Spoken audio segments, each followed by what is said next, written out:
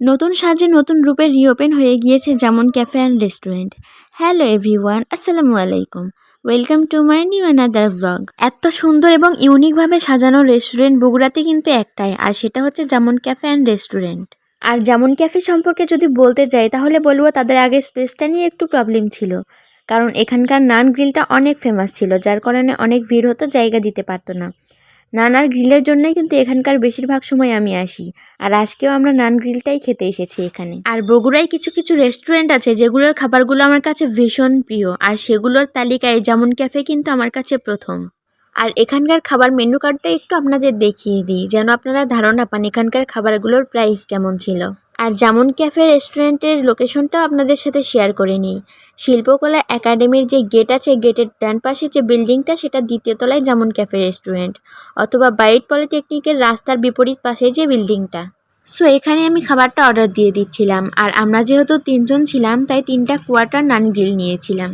নান grill order করার পর আমাদের খুব বেশি সময় অপেক্ষা করতে হয়নি, 5 থেকে 7 মিনিট পরে আমাদের খাবারটা আমাদের পরিবেশন করে দেয়। তো চলুন আপনাদের দেখিয়ে দিই যে এই প্ল্যাটারটাতে কি কি ছিল। এখানে ছিল 6 পিস নান, সালাদ, মেয়োনিজ এবং কোয়ার্টার গ্রিল, আর এটার প্রাইস ছিল মাত্র 210 টাকা। সর্বপ্রথম আপনাদের একটু নানটা দেখায়। এই নানটা এত সফট ছিল, আর এটার থেকে একটা অন্যরকম স্মেল আসে, যেটা আমার খুবই ভালো লাগে।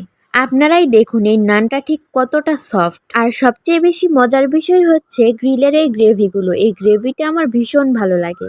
আর দেখুন চিকেনটা ঠিক কতটা সফট ছিল, এবং বেশ জুসি জুসি একটা ভাব ছিল এই চিকেনটাতে, এবং ওদের মেয়োনিজটা তো একদম ফার্স্ট ক্লাস, আমার খুবই ভালো লাগে। এদিকে আমার ছোট বোন বলছিল যে এত মজা করে খাচ্ছ, দাও একটা ভিডিও করে দিই। আর আমার রিয়াকশন দেখলেই আপনারা বুঝতে পারবেন যে আমি ঠিক কতটা মজা করে খেয়েছি এই গ্রিলটা।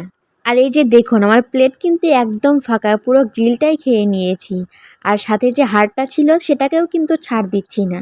সে যাই হোক, ছবি তোলার জন্য সবচেয়ে সুন্দর প্লেস কিন্তু যেমন ক্যাফে অ্যান্ড রেস্টুরেন্ট বর্তমানে খুব ট্রেন্ডিংয়ে আছে।